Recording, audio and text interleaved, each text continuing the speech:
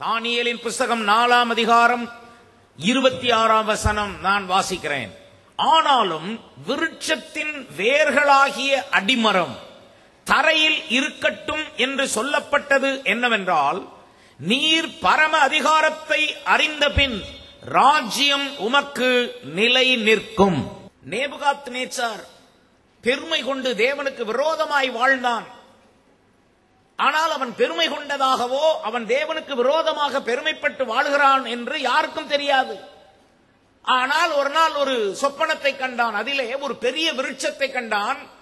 அந்த விருட்சத்தின் கிளைகள், இலைகள், பூக்கள், கனிகள், அதே நேரம் ஏராளமான ஆகாயத்து பட்சிகள் அதிலே வந்து தங்கிக் கொண்டிருக்கிறதை அவன் கண்டான்.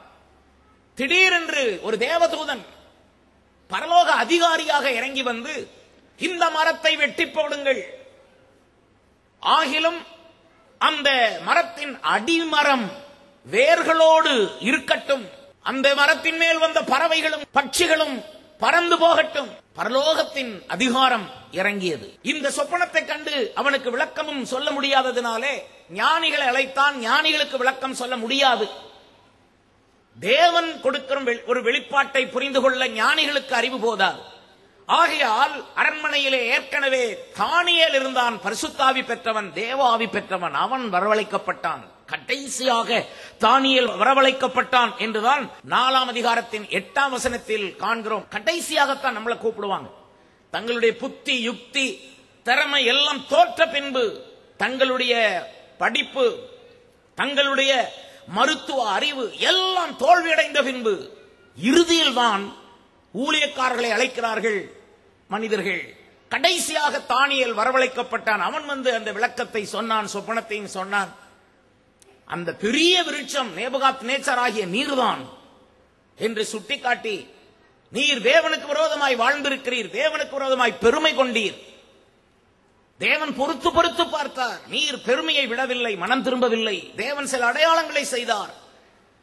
சில பரிசுத்தவான்களை உம்முடைய அரண்மனைக்கு கொண்டு வந்து சேர்த்தார். தானியேல் போன்ற பரிசுத்தவான்கள், சாத்ராக், மேஷாக், ஆபேத்நேகோ போன்ற பரிசுத்தவான்களை உம்முடைய அரண்மனையிலே கர்த்தர் கொண்டு வந்து, எப்படியாகிலும் நீர் திருந்துவீர், மனம் திரும்புவீர், தாழ்த்துவீர் என்று கர்த்தர் காத்திருந்தார். நீரோ அப்படி தாழ்த்தவில்லை. ஆகையால் பரலோகத்தின் அதிகாரம் செயல்பட்டது. பரலோகின் அதிகாரம் தூதனை அனுப்பியது. அந்த மரம் வெட்டப்பட்டது. நீர் பூமியில் இருந்து, நீர் அரண்மனையில் இருந்து துரத்தப்படுவீர். நீர் மாட்டை போல புல்லை மேய்வீர், பனியிலே நனைவீர், வெயிலிலே காய்வீர். 7 ஆண்டுகள் நீர் ராஜ அரண்மனையை விட்டு துரத்தப்படுவீர். உம்முடைய மகிமை உம்மை விட்டு போய்விடும், உம்முடைய அறிவு உம்மை விட்டு போய்விடும், நீர் நம்பின பெருமை உம்மை விட்டு போய்விடும். 7 வருடங்கள் நீர் வனாந்திரத்திலே, காட்டிலே அலைகிற ஒரு மிருகத்தை போல் இருப்பீர். ஆகிலும் அதன் அடிமரம் வேர்களோடு இருக்கட்டும் என்று தேவன் சொன்னது அவருடைய இரக்கம், அவருடைய கருணை. உம்மை முற்றிலும் அழிக்க தேவன் விரும்பவில்லை. அவர் உம்மேல் வைத்த இரக்கத்தினாலே, நீர் புறஜாதிய ராஜாவாய், பாபிலோனிய ராஜாவாய் இருந்தாலும் உம்மேல் கர்த்தர் வைத்த இரக்கத்தினாலே அடிமரம் இருக்கட்டும், அதன் வேர்களும் இருக்கட்டும் என்று இரக்கம் காட்டினார். நீர் பரம அதிகாரத்தை அறிந்த பின்பு உம்முடைய ராஜ்யம் நிலை நிற்கும் என்று தானியேல் சொன்னான். தானியேல் சொல்லிவிட்டு அவன் போய்விட்டான். ஆனால் இந்த நேபுகாத்நேச்சாருக்கு இது 12 மாதங்களுக்கு பின்புதான் சம்பவித்தது. நீங்கள் அதை 4ஆம் அதிகாரத்திலே 29ஆம் வசனத்தை பாருங்கள். 12 மாதம் சென்ற பின்பு ராஜா பாபிலோன் ராஜ்யத்தின் அரண்மனையில் உலாவிக் கொண்டிருந்த போது, பாருங்கள் 12 மாதம். பாருங்க, தேவன் ஒன்னு பேசினா உடனே அது நடக்காம இருக்கலாம். 12 மாதம்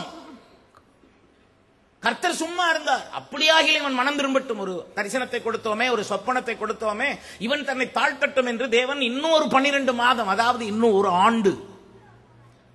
அதனால தான் ஆண்டவர் இயேசு சொன்ன ஒரு உவமையிலே அவர் சொன்னார், ஐயா இது இந்த வருஷமும் இருக்கட்டும், நான் இதை சுற்றிலும் கொத்தி எரு போடுவேன், இது கனி கொடுக்காவிட்டால் சரி, அதை வெட்டி போடலாம் என்று. அப்ப ஒரு ஆண்டு ஆண்டவர் கொடுக்கும் ஒரு தவணை. அப்ப 12 மாதங்கள் தேவன் பொறுமையாய்த்தான் இருப்பார். சில ஆட்கள் கர்த்தரை, அவருடைய சத்தியத்தை மீறும் பொழுது கர்த்தர் சொல்லி மீறாத, உனக்கு நல்லது இல்லை அப்படின்னு சொன்னா